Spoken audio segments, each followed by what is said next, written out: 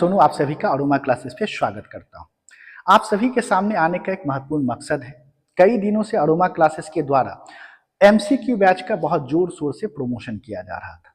बहुत सारे बच्चे कंफ्यूज थे कि आखिर ये एमसीक्यू बैच है क्या, इसमें उनको क्या लाभ मिलने वाला है। एमसीक्यू बैच तो वो खुद भी घर पे कर सकते हैं, एमसीक्यू खुद भी घर पे सॉल्व कर सकते हैं, तो आखिर एमसीक्यू बैच में अलग क्या उनको मिलेगा जो इससे यह जुड़े।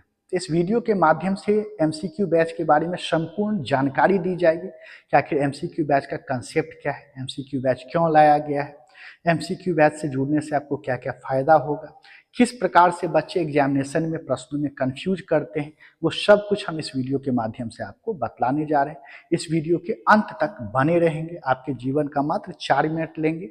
अगर आपको अच्छा लगे तो बहुत बेहतरीन बात है, नहीं अच्छा लगे तो आप जिस तरीके से पढ़ाई कर रहे हैं, अध्ययन कर रहे हैं, उसी को आप जारी रखें। देखिए होता क्या है, इस वर्ष ढेरों एग्जामिनेशन है, चाहे आप इंटर लेवल से लेके अगर देखा जाए तो ग्रेजुएशन लेवल तक बहुत एग्जामिनेशन, चाहे जून जुलाई में देखिए आपको बिहार एसएससी का एग्जाम संभावित है। अगर जुलाई में देखें तो 72वीं बीपीएससी है, सितंबर में देखें तो टीआरई 4 संभावित है। इसके अलावा एईडीओ जो है वह अप्रैल में ही है, और इसके अलावा आगे बहुत सारा ऐसा एग्जामिनेशन है जिसकी वैकेंसी आनी बाकी है। तो बच्चे अभी जोर शोर से लगे हुए हैं। दिन प्रतिदिन देखिएगा छात्रों का संख्या जो है, कंपटीटर का संख्या बढ़ते जा रहा है।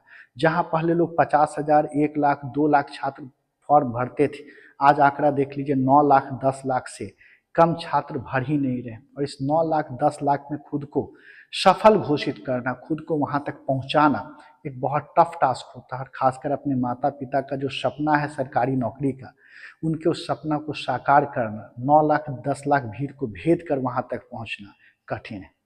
तो इसके लिए आपके पास 2 विकल्प होता है। या तो आप क्या करते हैं, दिन रात पढ़ते हैं, पढ़ाई में मशगूल रहते हैं। दूसरा, या तो आप क्या करते हैं, अभ्यास करते हैं। खासकर अगर हम सामान्य अध्ययन की बात करें तो सामान्य अध्ययन का सिलेबस बहुत वास्ट है। तो इसमें अगर आप सामान्य अध्ययन के सब्जेक्ट्स को, विषयों को बहुत गहराई से आप पढ़ते हैं तो पता चलता है कि अभ्यास करना छूट गया। अगर आप अभ्यास करते हैं तो एहसास होता है कि हम तो पॉलिटी पढ़े ही नहीं, हम तो हिस्ट्री पढ़े ही नहीं हैं, तो अभ्यास कैसे करें। और इसी के डायलेमा में ना तो आप अच्छे से पढ़ पाते हैं, ना ही तो आप अच्छे से क्या कर पाते हैं, अभ्यास कर पाते हैं। और इसका परिणाम आप लोग के सामने होता है कि एग्जामिनेशन में आप कंफ्यूज कर जाते हैं, तैयारी अच्छी नहीं होती है और असफलता हाथ लगती है। और यही गलती हम हर साल दोहराते हैं। हम वैसिलेट करते रहते हैं, हम कंफ्यूज रहते हैं कि पढ़ें या अभ्यास करें। बहुत सारे कम बच्चे ऐसे होते हैं जो अभ्यास पर ज़्यादा जोर डालते हैं। तो एमसीक्यू बैच उन्हीं बच्चों के लिए लेके आया गया है कि अभ्यास करें या पढ़ें, इस दुविधा को दूर करने के लिए। देखिए एमसीक्यू बैच में प्रत्येक प्रश्नों को विकल्प के साथ डिटेल्ड डिस्कशन करवाया जाता है। अगर कोई छात्र सामान्य अध्ययन पढ़े भी नहीं है, पहली बार अगर जुड़ रहे हैं, उनके लिए भी ये फायदेमंद होगा, क्योंकि प्रत्येक प्रश्न को बतलाया जाता है, प्रत्येक ऑप्शन को डिटेल डिस्कशन करवाया जाता है कि इसके पीछे का कंसेप्ट क्या है, इसके पीछे की कहानी क्या है, ये सब कुछ बतलाया जाता है। और यदि कोई बच्चे पढ़े हुए हैं तो इनके लिए तो वरदान साबित होता ही है। तो इस एमसीक्यू बैच में हम लोग क्या क्या डिस्कस करेंगे, तो एमसीक्यू बैच में पूरा लूसेंट डिस्कशन करेंगे, क्योंकि लूसेंट आप सभी को पता है कि 70वीं बीपीएससी के बाद प्रश्नों का ट्रेंड चेंज हुआ है, कुछ फैक्ट बेस्ड क्वेश्चन पूछे जाते हैं। इंटर लेवल जो भी एग्जामिनेशन है, चाहे बिहार एसएससी का देख लीजिए, उसमें आपको लूसेंट्स आधारित प्रश्न रहते हैं। रेलवे में देख लीजिए लूसेंट आधारित प्रश्न रहते हैं। एपीओ का जो एग्जाम है उसमें लूसेंट आधारित प्रश्न रहते हैं। तो लूसेंट के विभिन्न विषयों को डिटेल्ड डिस्कशन करवाया जाएगा। ऐसा नहीं कि क्वेश्चन है और ऑप्शन में हम क्या किए, टिक लगा दिए, ये नहीं। उस क्वेश्चन का गूढ़ रहस्य क्या है, उसका कंसेप्ट क्या है, उसमें आप कंफ्यूज कैसे करते हैं, वो सारा कुछ बतलाया जाएगा। कुछ उदाहरण हम यहाँ आपके सामने पेश करेंगे। दूसरा, हम लोग घटना चक्र के विभिन्न विषयों का हम लोग क्या करेंगे, डिटेल डिस्कशन करेंगे। चाहे घटना चक्र पूर्वावलोकन का हिस्ट्री हो गया, घटना चक्र पूर्वावलोकन का पॉलिटी हो गया, चाहे वो इकोनॉमिक्स है, जनरल साइंस है, ज्योग्राफी है, सब कुछ करवाया जाएगा।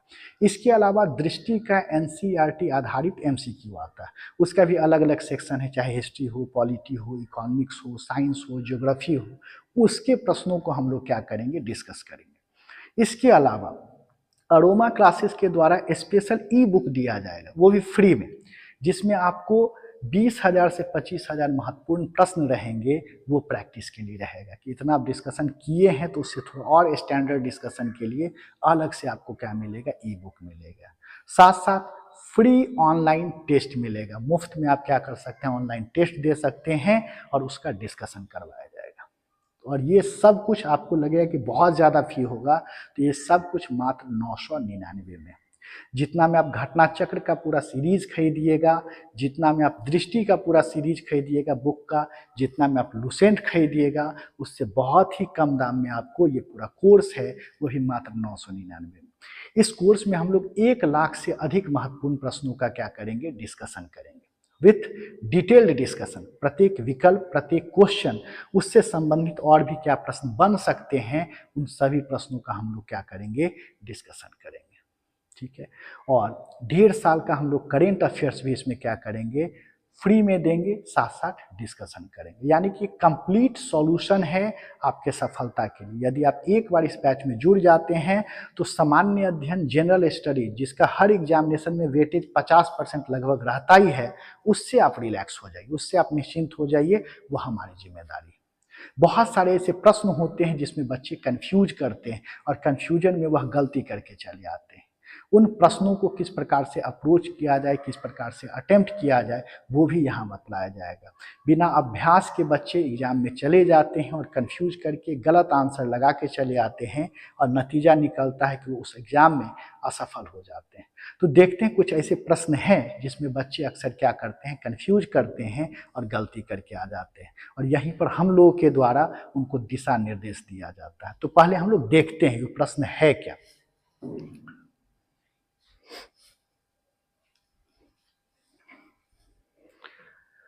देखिए, आप लोग के सामने लुसेंट का हम क्या किए हैं, पीडीएफ ओपन कर दिए हैं। लुसेंट में ज्योग्राफी में जो टॉपिक का नाम है पर्वत, पठार, मैदान। एक उदाहरण देते हैं। देखिए प्रश्न नंबर 17वां फिजिकल ज्योग्राफी से प्रश्न नंबर 17वां क्या कहता है, ये कह रहा है दक्षिणी अल्प पर्वत श्रेणी कहाँ अवस्थित है।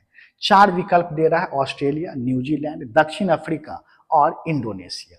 हम यहाँ पे थोड़ा सा चेंज कर देते हैं, ऑस्ट्रेलिया के जगह विकल्प हम क्या दे देते हैं, यूरोप दे देते हैं। अब देखिए जनरली बच्चे क्या पढ़ के आते हैं कि अल्प पर्वत श्रेणी, जो रट के आते हैं कि अल्प पर्वत श्रेणी कहाँ पर है, यूरोप में। ये याद करके आ गए। एग्जाम में जहां प्रश्न देखे कि दक्षिणी अल्प पर्वत श्रेणी कहाँ है, उनका ध्यान कहाँ पर जाता है, अल्प पे जाता है। अल्प वर्ड पे वो फोकस करते हैं, उनको लगता है अल्प तो आपका यूरोप में था। ऑप्शन नंबर ए में क्या दिया हुआ है, यूरोप है, वो टिक मार के कहाँ चले आते हैं, यूरोप में टिक लगा के चले आते हैं। लेकिन इसका आंसर क्या होगा, इसका आंसर जो है यह न्यूजीलैंड है, क्योंकि यहाँ पे अल्प पर्वत नहीं है, ये क्या है, दक्षिणी अल्प पर्वत। अब जल्दबाजी में हो या अभ्यास के अभाव में हो, हम लोग दक्षिणी अल्प पर्वत और अल्प पर्वत के बीच के डिफरेंस को समझ ही नहीं पाए। हमको लगा कि भाई दक्षिणी अल्प पर्वत ही होगा और हम यूरोप में टिक लगा दिए, जबकि यहाँ पर था दक्षिणी अल्प पर्वत। आप इस कंसेप्ट को जान गए हैं तो एग्जाम में जहां ये प्रश्न आएगा आप एक पल के लिए रुकेंगे, आपको एहसास होगा, आप सोचेंगे कि अल्प पर्वत पूछ रहा है या दक्षिणी अल्प पर्वत पूछ रहा है, और उसके अनुसार आप टिक लगाएंगे। किसी आप सड़क पे चलते हैं और आपको पहले से मालूम हो कि कहाँ कहाँ गड्ढा है तो आप संभाल के बाइक चलाते हैं। लेकिन अगर किसी आप अनजान रास्ते पे निकल जाते हैं तो आपको गड्ढा का अनुमान होता ही नहीं है और आप क्या होते हैं, रोलर कोस्टर राइड की तरह उछलते हुए जाते रहते हैं। तो सबसे जरूरी है कि मंजिल से पहुंचने से पहले उसका रास्ता का पता होना चाहिए कि कहाँ पर स्पीड ब्रेकर है, कहाँ पर गड्ढा है, और उसी हिसाब से हम लोग ड्राइव करते हैं।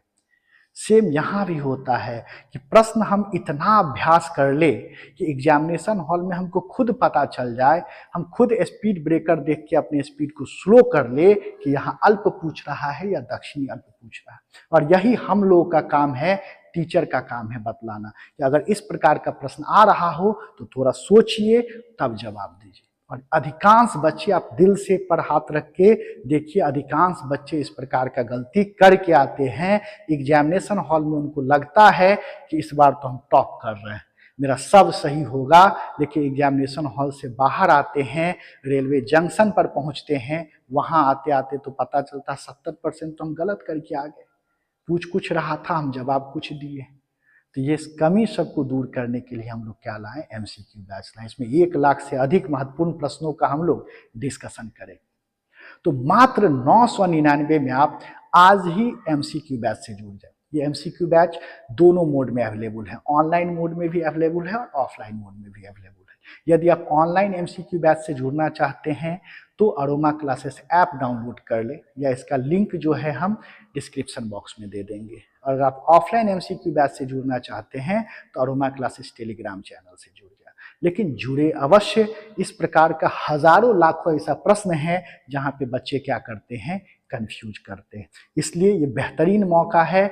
999 बहुत बड़ा रकम नहीं है। कहा जाता है शिक्षा में निवेश सबसे बड़ा निवेश होता है। अगर आपको ये 999 दोस्त से भी उधार लेना पड़े तो लीजिए, लेकिन अपने जीवन के लिए जरूर लगाइए। जिस दिन आप सफल हो जाएंगे, सरकारी नौकरी मिल जाएगी, उस दिन आप मेरी इस बातों को याद रखिएगा। जब आपके हाथ में 50,000, 60,000, 1,00,000 सैलरी आएगा, उस समय लगेगा कि 1,000 का जो निवेश था मेरे जिंदगी का सबसे बेहतरीन निवेश था।